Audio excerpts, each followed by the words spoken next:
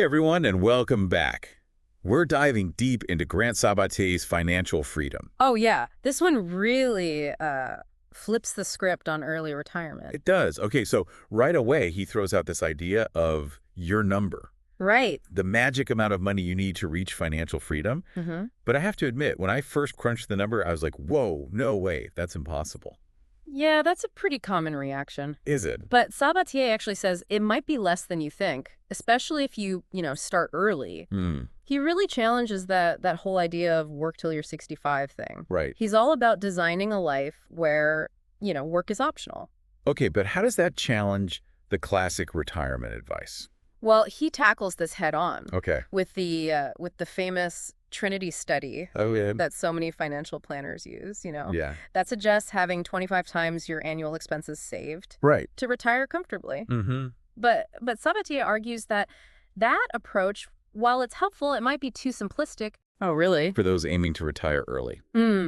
So for our listener, just to back up a little, Sure. why is the Trinity study so popular? Well, it came about in the 90s Oh. when markets were different and people generally retired later in life. Right. So it basically looked at historical stock market data Uh-huh. and tried to figure out how much you could withdraw each year Okay. without running out of money Well, over a 30-year period. right. It got popular because it gave people a tangible, data-driven target for retirement savings. Okay, and what are some of its limitations? Well, it doesn't account for those longer retirement periods Right. that early retirees face, So if you retire at 35 Right. instead of 65, Exactly. 30 years isn't enough. no, it's not. And it also assumes you'll be withdrawing gains in principal each year, Oh, which isn't the best for long-term sustainability. right. Sabatier actually wants you to keep that principal working for you Okay. and live off the gains mostly. So it's like a more strategic approach Precisely. to early retirement. Yeah, and that's where his 5 key strategies come in for achieving financial freedom. Oh, So saving more than that 25 times your expenses, okay. deferring those investment gains as long as possible, Mm-hmm. building a 1-year emergency fund, Okay. living off just a little bit of the investment gains, Okay. and preserving your principal. Wow. That's a lot to think about. Right. But see how it all ties together. Yeah, it's starting to come together for me. Good. But let's make this real for our listener, Yeah. We've thrown a lot of financial concepts out. Right. What if someone's totally new to this financial freedom thing? Well, the most important thing, honestly, Uh-huh. is to figure out what financial freedom actually means to you. Hmm. It's not just a number. Okay. It's a lifestyle. Okay. So what does a life you love really look like? Right. For some, it's, traveling the world. For others, maybe it's starting a business or even just spending more time with family. Yeah, it's about designing your own life. Exactly. On your terms. On your terms, yeah. So once you've got that vision, Mm-hmm. then you figure out how much money you need, right? Exactly. Work backward. Work backward. Figure out the money and then tailor that savings plan. So he has this great example in the book Oh, yeah. about a guy named Steve Okay. who retired at 35. Wow. And he doesn't live in some mansion or anything. All right. They live in an Airstream, him and his wife, and they travel the country. Oh. He really prioritized experiences over material possessions, Yeah. which is pretty cool. That's awesome. Yeah. And that's a perfect example of how being mindful about your spending Right. can really, really shrink that your number. Right. He knew his values and he built his plan around them. You don't need a fortune to be happy. That's true. Okay. But some people might say, well, easy for Steve, but I have a family, I have a mortgage, Right. I have responsibilities. Real life constraints. Right. How does he address that? He dives into this concept called lifestyle inflation, Oh, okay. which is that tendency as you earn more, you spend more. Oh, yeah. And it's so easy to get caught in that cycle, I think we've all been there. You get a raise and suddenly you're thinking bigger house, fancier car. Yep. It's automatic. So he stresses breaking that cycle. Okay. You have to look at your spending habits and ask yourself, Uh-huh. am I spending on things I actually enjoy? Right. Or am I just trying to keep up with the Joneses? It's such a good question Right. because we're constantly being told to buy more. Right. Exactly. Advertising, social media, It's everywhere. And that's where location comes in. Oh, okay. A huge factor that often gets overlooked. You mean like city versus suburbs. Yeah. Well, it's more nuanced than that. Okay. Remember those cost of living indexes? Yeah. Sabatier talks about these friends of his, Christy and Bryce, who use this thing called geographic arbitrage. Geographic arbitrage. They choose to live in places where their money goes further, Oh, okay. often outside the U.S. Right, right. They can achieve financial freedom faster. Okay, can you break that down for our listener? Sure. What does geographic arbitrage actually mean? It's basically, comparing cost of living, Right. inflation rates, Yeah. potential earnings in different places. Right. So living in Manhattan might require you to save like twice as much Wow. than living in Memphis, for example, Mm-hmm. even if the lifestyle's similar. Okay, so being strategic about where you live Exactly. can really, really help. Yeah, speed things up. Yeah. And he even lists Yeah. the 12 most affordable developed countries. Oh, wow. Really makes you think, huh? Yeah, it challenges a lot of assumptions It does. It really does. about, where you need to be to be successful. And happy. It raises a good question, though. Does it? How much does location play into your plan? Right. Would you be willing to move, even temporarily? Something to think about. It is. All right, so we've talked like mindful spending, choosing the right location. Right. What about extra income? Well, he does advocate for the side hustle, He does. but with a twist. Okay. He doesn't see retirement as the end of work. Mm-hmm. He encourages pursuing passions that generate income. Right. Not just for the money, though, Right. but for personal fulfillment as well. So it's about finding something you enjoy. Exactly, and figuring out how to monetize it. Yeah. He actually has some great examples in the book. He does? People who have successfully done that. Yeah. Like who? Well, there's Brandon. Okay. He retired at 32, Wow. and he continues to make money from his blog. Oh, that's smart. Yeah. What about, And Steve, remember? Yes. He's technically retired, but he does these different side hustles Oh, that's great. to keep him busy and make money. I love that. It's not about sitting on a beach all day. Right. It's about having the freedom to do what you love. And those side hustles can help you reach your number faster. They can. Even a small amount of recurring income can make a difference. So what if someone's listening to this and thinking, okay, that all sounds great, but how do I actually do that? Right. Like, how can I possibly save that much money? Well, he gets that. He gets that sense of overwhelm, He does. and he tackles it head on. Okay.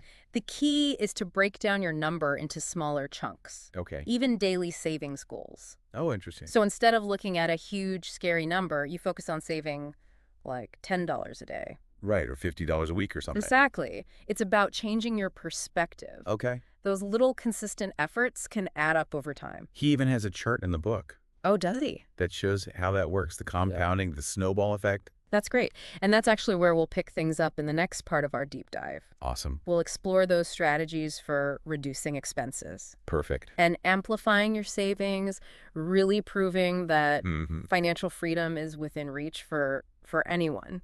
Great. Can't wait to dig into that. Me too. We'll be back right after this. Welcome back. Mhm. I'm already feeling inspired to rethink my whole financial plan. It's amazing what a shift in perspective can do, right? Absolutely. So we talked about location in part 1 Right. and how geographic arbitrage can really change the game. It can. But, packing up and moving, especially to another country, Yeah. can be kind of daunting. Yeah. It can be a lot to handle. How does Sabatier deal with that, the emotional side of things? Well, he gets that it's not just about numbers. Okay. You have to consider those non-financial factors, too. Like what? Well, leaving family and friends behind, Yeah. navigating a new culture, Right. maybe even a language barrier, Yeah, I hadn't thought about the language thing. that can be huge. It could. So he emphasizes that it's a personal decision. Okay. No right or wrong answer. So for our listener, Yeah. what are some questions they should ask themselves? Well, he suggests things like, how important is it to be near loved ones? Right. How adaptable are you to new cultures, new environments? Yeah. What are your must-haves, Okay. in terms of lifestyle, amenities, things like that? Right, right. And really, how would this move affect your overall well-being, your Mhm. happiness? It's not just about saving money, though. No, it's about creating a life you love Right. in a place that feels right for you. What if someone decides that moving isn't for them? Yeah, good question. Are there other ways to speed things up? There are. Remember that side hustle we talked about? Yeah, He yeah. really emphasizes that as a powerful tool, Okay. not just for early retirees, Okay. but for anyone who wants that extra security. Right, right. It's about finding that sweet spot Yeah. where passion and profit meet. It's a concept that anyone can use, really. So he's not just talking about getting a second job that you hate. No, not at all. It's about using your skills, your passions, Yeah, creating something you actually enjoy. exactly, while also bringing in some extra cash. He gets some great examples, right? He does. Brandon, who started a blog while working full-time Right. and turned it into a business that let him retire early. Wow. And then there's Steve, who, even though he's retired, Uh-huh. enjoys doing different side hustles. Right. It's not just about stopping work altogether. No, it's about redefining what work means to you. And I guess those side hustles can bring a sense of purpose, too. They can, absolutely. More than just the money. And they can help protect you when the markets are a little shaky. Yeah, that's true. It's like an extra layer of security. Okay, but starting a side hustle can seem overwhelming. Oh, it definitely can be. Where do you even begin? Well, Sabatier breaks it down into smaller steps. Okay. First, figure out your skills, your passions. What are you good at? What do you love to do? Yeah. That's where the magic happens. So use what you already have. Exactly. You don't have to reinvent the wheel. Okay, good to know. And it doesn't have to be anything huge or complicated. Right, right. Even a small side hustle, if you're consistent, Yeah, can make a big difference over time. I think he had a chart about that too, He did, yeah. showing how even a little extra income each month can lower your overall goal. It's a good reminder that every bit counts. So we've got the side hustle bringing in some extra cash. Okay. But how do we make sure that money's really working for us? That's where his approach to saving comes in. Okay. Remember breaking down your financial freedom number Yeah. into those smaller chunks? Yeah, instead of one big scary number. Right, you break it down. Like $10 a day, $50 a week, something like that. Exactly. He uses this great analogy in the book. Oh, yeah. He compares it to climbing a mountain. Okay. You don't look at the summit the whole time, right? You focus on taking one step at a time. That makes sense. Much less intimidating. It is. And the key is consistency, Yeah. not those big one-time efforts. Right. It's about steadily putting money aside. Even if it's a small amount. Even if it's a small amount, exactly. I think he had a chart for that, too. He did. Yeah. Showing how those small savings add up over time. Especially with compounding. Right, the snowball effect. It's incredible to see how it all grows. Yeah. But some people might be thinking, Yeah. well, it's easy to save if you make a lot of money. Right. What about those who are struggling just to get by? Exactly. He gets that, you know? Not everyone has the same starting point. Okay. And it's not about depriving yourself. Right. It's about being smart with what you have. Okay. Making those choices that align with your values. So being intentional with your spending. Exactly. It might mean making some adjustments, Like- like cooking more at home, Right. finding cheaper ways to have fun. But it's about finding a balance that works for you. So a lot of it comes down to mindset, It does. It really does. your perspective on things. He encourages us to see this as a journey, Okay. not a destination. So you're constantly learning and adapting. Exactly. Making choices that align with your goals, your values. And those goals, those values, they can change over time. Right. It's not about being perfect right away. No, it's about progress. One step at a time. With one step at a time. And that progress might involve some unexpected turns, It might. especially with investing. Ah, yes, investing. That's a whole other world. It is. What are his thoughts on investing for early retirement? Well, he really emphasizes understanding your risk tolerance. Okay, what does that mean?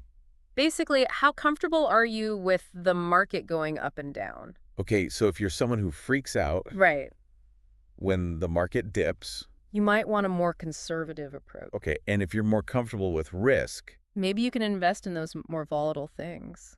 okay, so it's about finding that balance. Exactly. And he points out Yeah. that early retirees have more time to ride out those dips. Right, because they're starting younger, Exactly. So they can potentially take on more risk. if they're comfortable with it. Exactly. Hmm.